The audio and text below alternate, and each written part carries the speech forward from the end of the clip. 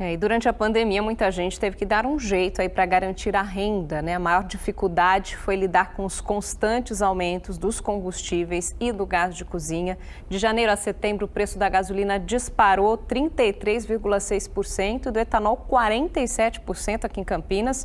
Esses dados são da Agência Nacional do Petróleo. E o preço médio do botijão de gás de 13 quilos passou de R$ 76,00 em janeiro para R$ 95,00 em setembro. Aumento de 25% é muita coisa, né, para um item básico para qualquer família.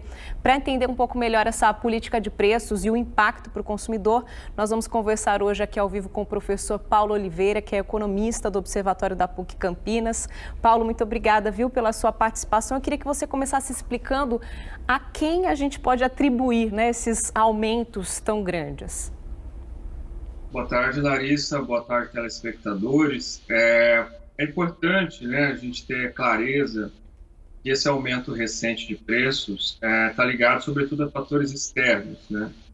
A gente teve uma alta considerável do barril do petróleo, a gente tem dólar alto nesse momento, e a gente tem uma política de preços hoje da Petrobras que ajusta, né, quase imediatamente essa volatilidade do mercado internacional para o preço do combustível internamente, né? Então, a grande mudança, inclusive no contexto atual, é a alteração na política de preços da Petrobras, que é mais recente. Tá? Tem se levantado, né, a discussão do papel aí dos impostos, mas é importante observar que a tributação e a maneira de cobrança dos impostos, ela não foi alterada nos últimos anos. Então, toda essa combinação, né, de mudança de precificação e de fatores externos, como a alta do barril de petróleo e do câmbio, né, são os principais fatores que explicam essa alta dos combustíveis. Você citou aí os impostos, né? A gente sabe que existe uma polêmica grande entre a Petrobras e os governos estaduais, né? Então, os impostos estaduais não seriam, então, os grandes vilões para esses aumentos? Olha, não é que a tributação estadual do ICMS, que responde aí em torno de 25% no estado de São Paulo pelo preço do combustível, né, um quarto, seja a melhor política de tributação possível, né?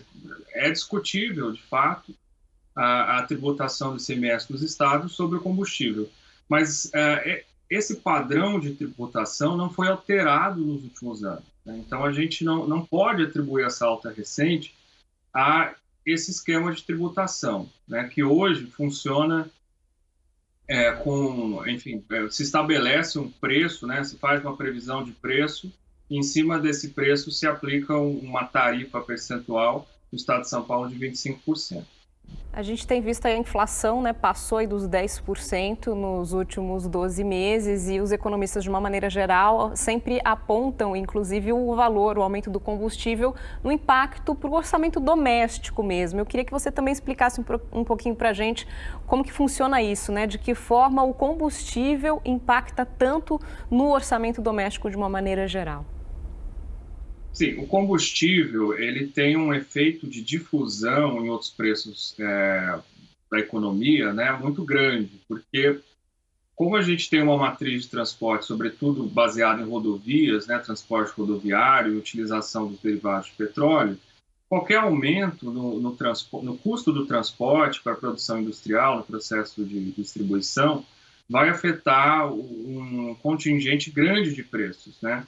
A alta do IPCA recente, né, você está citando aí o IPCA 15, com alta acima de 10%, aliás, a maior, né, para setembro, de mais de 1% aí, desde o Plano Real, ela tem uma taxa de difusão hoje de 68%, ou seja, não é só o combustível que aumenta, né? A gente tem um processo de fusão, 68% dos preços que estão dentro da cesta do IPCA 15 sofreram aumento. É importante citar, Larissa, que não é só o combustível.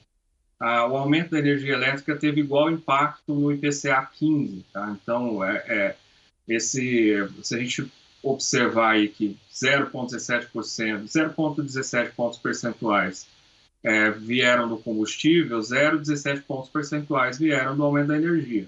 Tá? Certo. E agora falando um pouquinho do gás também, né? A gente até já citou aí os números, botijão de 13 quilos passou de 76 para R$ 95, um item tão básico, né? Que pesa tanto na bolsa, no bolso aí do consumidor.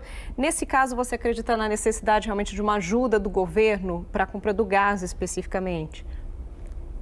Olha, no mínimo, né? O aumento do preço do gás está ligado ao aumento do preço do petróleo, né? Um derivado.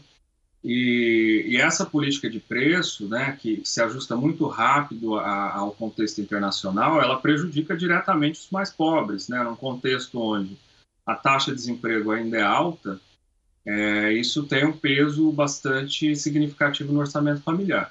Agora, é fato que o Congresso já tem discutido, né, algumas políticas de transferência para atenuar esse efeito, né. Há poucos dias no Congresso se votou e aprovou na Câmara um Vale Gás 50% para as pessoas que estão no cadastro único, né? Claro que o projeto ainda tem que passar pelo Senado, mas é urgente a discussão, visto o impacto dramático, né, que o preço do gás de cozinha tem tido no orçamento familiar.